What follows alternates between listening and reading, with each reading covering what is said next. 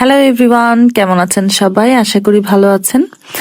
স্ক্রিনে দেখতেই পাচ্ছেন আমি এক হালি ডিম নিয়ে সেটাকে একদম ঘুটানাটা করে নিয়েছি। এরপরে গরুর দুধ জাল করে নিচ্ছিলাম। আসলে আমি বানাবো পুডিং, সো তার জন্য তো ক্যারামেল লাগবে। তাই যেই পাত্রে আমি পুডিংটা বসাবো সেটাতে একটু ক্যারামেল তৈরি করে নিচ্ছি।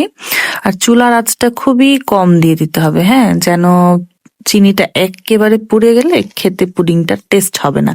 সো মাঝে মাঝে দেখতে পাবেন একটু চুলার আঁচটা আমার এখানে দেখা যাচ্ছে, আমি পুরোটা নিইনি, একদম ধিমি আছে। হ্যাঁ, আর ক্যারামেল বানানোর টিপসটা হচ্ছে কি, আপনি কোনো পানি দিবেন না। বিভিন্ন ইউটিউবাররা বিভিন্ন ভাবে বলে, বিভিন্ন ব্লগাররা বলে থাকে যে চিনিতে একটু পানি হালকা দিবেন, কিংবা কেউ কেউ বলে বাটার দিবেন। এই যে দেখুন আমার চুলার আঁচটা একদমই দেখা যাচ্ছে না।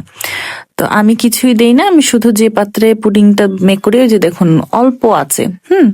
তো আমি পুডিংটা যে পাত্রে মেক করি সেটাতে আর কি চিনি দিয়ে বসাই দেই। চিনিটা একটু মানে ছড়িয়ে দিবেন, তো ওইটা বসালে অটোমেটিক হয়ে যায় ক্যারামেলটা।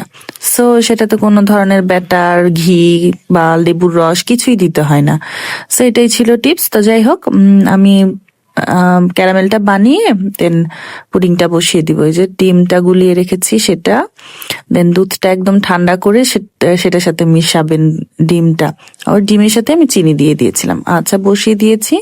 এরপরে আমি আমার পছন্দের ডালপুরি বানাচ্ছিলাম, কারণ আমার বানানো ডালপুরি অনেকে খেতে পছন্দ করেন। সো চেষ্টা করেছি যে আমার জন্মদিনটাকে উদযাপন করার জন্য ছোট্ট করে ট্রিট, যে আমার বানানো পুরি, তারপরে দুধ চা আর পুডিং দিয়ে সবাইকে আমি আপ্যায়ন করব স্বল্প পরিসরে। আমি যদিও কখনো আমার জন্মদিন পালন করি না, বাট যেখানে আমি থাকি না কেন আমার আশেপাশের সবাইকে আমি ছোট্ট করে একটা ট্রিট দেওয়ার চেষ্টা করি যে আমার জন্মদিনের দিন। সো কিছু না কিছু রান্না করে আমি সবার মাঝে স্মৃতিটা ধরে রাখতে ওই দিনটাকে আর কি উদযাপন করি। ছোটবেলায় তো কখনোই জন্মদিন পালন করিনি, কিন্তু বড় হয়ে যখন বাড়ির বাইরে থেকেছি তখন আমি ছোট্ট করে সবাইকে ট্রিট দেওয়ার চেষ্টা করেছি।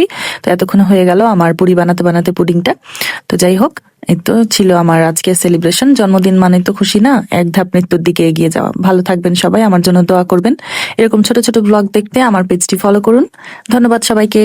আল্লাহ হাফেজ।